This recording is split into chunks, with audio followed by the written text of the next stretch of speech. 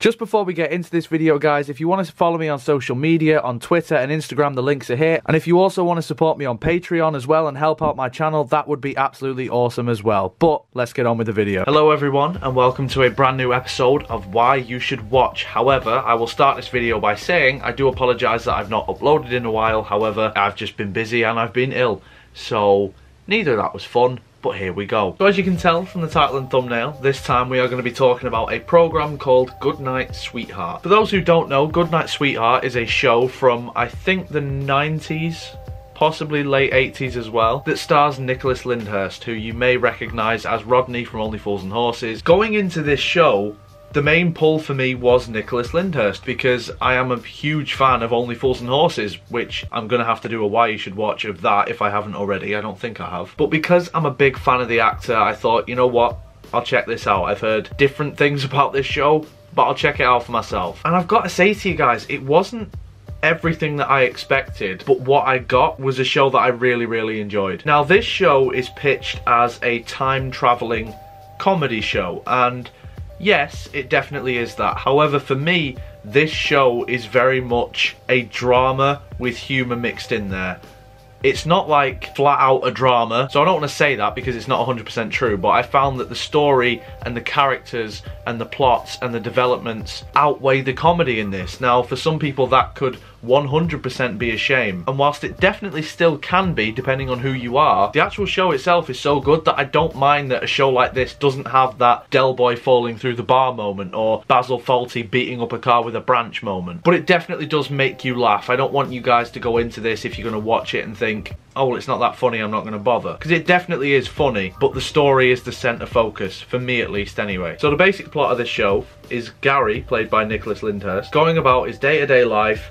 At home, he isn't particularly happy because his wife is sort of trying to be very successful, and he feels like she's kind of leaving him behind a bit. Until one day, he accidentally stumbles into the past.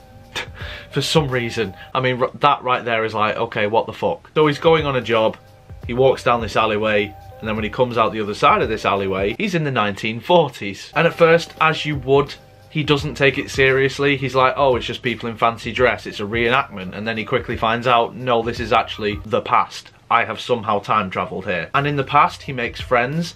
He also has a love interest, even though he has a wife. And then the rest of the show is that dilemma. It's him going back and forth and interacting with his wife in the future, his best mate Ron in the future, and also going back to this pub that he always goes to see his new bit on the side, I guess, as well as all the friends that he's made back there. And it is the dilemma of his life. Does he go somewhere that is totally and utterly restrictive in terms of technology and, you know, no TV and no mobile phones? Or does he go to the future where he has all that kind of stuff, but he doesn't really feel fulfilled as a person? Because back in the past, because he has future knowledge, he just flat out lies to people and makes up shit. So for example, there's a running gag throughout the entire show where he plays piano. He will play songs that are modern and contemporary to him, or at least songs that came out years before that he's grown up with. So he'll sit there and play the Beatles and just say, oh yeah, it's just a little something that I wrote. And everyone's just like, oh, you know, you should sell that, you know, you should record it. And he's like, nah, it doesn't matter, it's fine. He also lies about who he is, because back in the past, he can literally just know future events, or at least if he doesn't go back to the future, look up those future events, and then go back and just pretend to be like this super spy that knows absolutely everything about the war effort that's going on. And so that's kind of the dilemma, because he turns into a liar, like a pathological liar, because he's lying to his wife about where he's going and what he's doing, but then he's going to the past and he's lying about who he actually is. And so for him, he's trying to keep up two false facades, really, and that's where the comedy stems from in this show. And that's what I like about a show like this. It shows you this character who, let's be fair, from my description then, he's cheating on his wife and he's a pathological liar, but he's actually really engaging. And you do sympathise with him a lot because you see him in his ordinary life in the modern day, and he does come across as like a bit pathetic and a bit henpecked. So he does want that exciting life, which he can have, but he can't have both, and trying to juggle both of them really takes its toll on him. And then there are certain episodes where you think, oh, definitely, he should go back to the past and he should get with her. But then there are other episodes where you're just like, actually no, his wife's pretty cool, he should stay with her. And so you as the viewer, you're getting involved as well. You're trying to pick for him as he's trying to decide himself which life he actually wants. Because the thing is, if he stays in the past, he can't just go back to the future and keep checking what's coming up or what he has to know. He has to just be himself. But he also does have a life in the future as well.